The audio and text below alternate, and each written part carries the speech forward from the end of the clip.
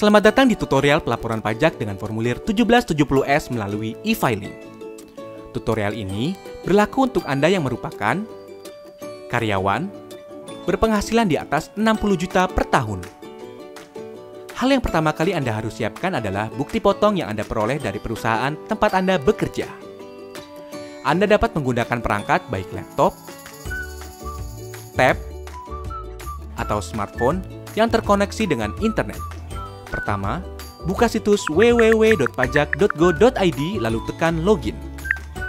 Setelah itu, isikan nomor pokok wajib pajak dan password, serta kode keamanan dan klik login.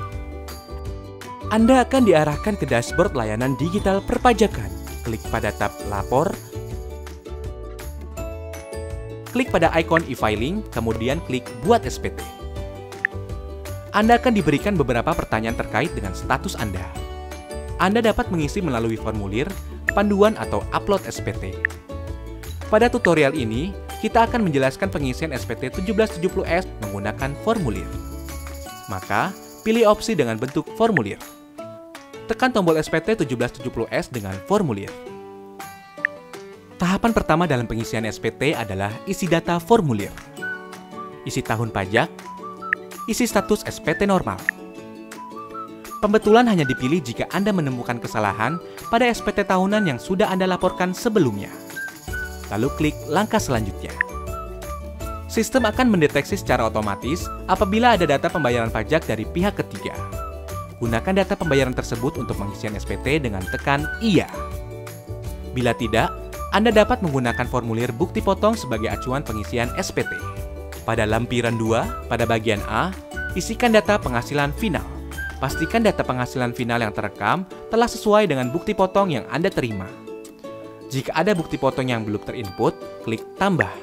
Pilih sumber penghasilan, isikan nilai penghasilan bruto dan PPh terutang. Anda juga dapat mengubah atau menghapus data yang Anda rekam bila terjadi kesalahan. Pada bagian B, isikan daftar harta yang Anda miliki pada akhir tahun. Data harta yang telah Anda input pada tahun sebelumnya dapat Anda tampilkan kembali melalui menu Harta pada SPT tahun lalu dan lakukan penyesuaian.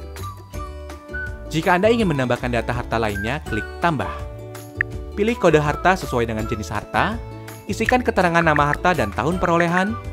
Pada kolom harga perolehan, cantumkan nilai pada saat Anda memperoleh harta. Ingat, saat memperoleh harta. Isikan deskripsi lebih lanjut pada kolom keterangan.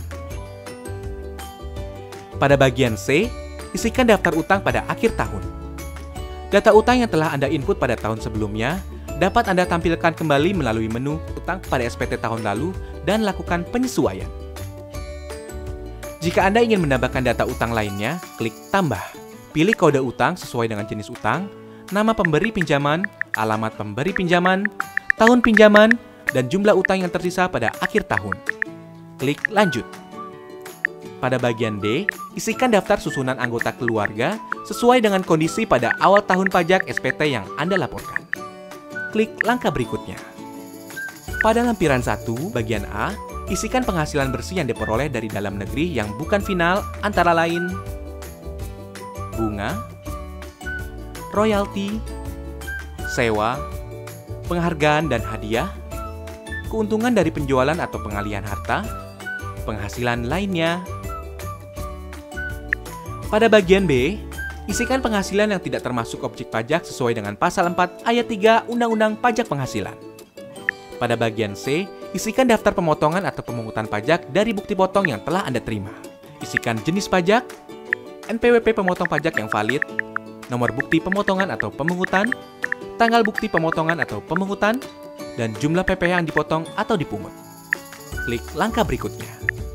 Pada induk SPT, isikan data identitas berupa status perkawinan, status kewajiban pajak suami atau istri, dan NPWP suami atau istri jika diperlukan. Pada bagian A, poin 1, isikan penghasilan neto dalam negeri sesuai dengan bukti potong yang Anda terima. Poin 2 akan otomatis terisi dari data yang telah Anda isikan pada lampiran sebelumnya. Pada poin 3, isikan penghasilan neto luar negeri. Pada poin 4, penghasilan neto akan dijumlahkan secara otomatis.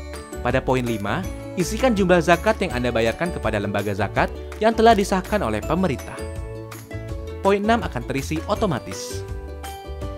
Pada bagian B, pilih status perkawinan dan isikan jumlah tanggungan sesuai dengan bukti foto. Maka, nilai penghasilan tidak kena pajak akan terisi secara otomatis. Bagian C hanya perlu diperhatikan bagi Anda yang memperoleh penghasilan dari luar negeri, dengan cara membaca ketentuan yang tertera pada petunjuk bagian C10. Bagian D poin 14 hanya perlu diisi apabila Anda pernah membayar angsuran PPh pasal 25. Lanjut ke bagian E. Anda akan mengetahui status SPT Anda apakah nihil, kurang bayar, atau lebih bayar. Jika SPT Anda nihil, Anda dapat melanjutkan pengisian pada poin F. Jika SPT Anda kurang bayar, Anda akan diberikan pertanyaan lanjutan.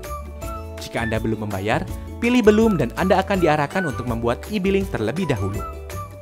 Bila Anda telah membayar, isikan data bukti pembayaran berupa jenis pembayaran, yaitu nomor transaksi penerima negara atau pemindah bukuan. Isikan kode NTPN atau pemindah bukuan Anda, lalu isi tanggal dan jumlah pembayaran. Jika SPT Anda lebih bayar, silakan unggah dokumen pendukung berupa bukti pemotongan pajak dari perusahaan atau bukti pembayaran lainnya. Pada poin F, hanya dikhususkan bagi Anda yang secara rutin memiliki status SPT kurang bayar. Lanjut ke pernyataan. Centang pernyataan setuju bila Anda yakin bahwa data yang Anda isikan sudah benar. Langkah terakhir adalah ambil kode verifikasi. Secara otomatis kode verifikasi akan dikirimkan melalui email Anda. Salin kode tersebut pada kolom yang disediakan, klik kirim SPT, maka SPT Anda akan terekam pada sistem DJP. Anda akan mendapatkan bukti penerimaan elektronik sebagai bukti bahwa Anda telah melaporkan SPT. Jika Anda masih memerlukan bantuan, silakan kunjungi www.pajak.go.id atau telepon ke Kering Pajak 1500 200. Subscribe channel YouTube Ditjen Pajak RI untuk memperoleh informasi dan tutorial lain. Pajak kuat, Indonesia maju.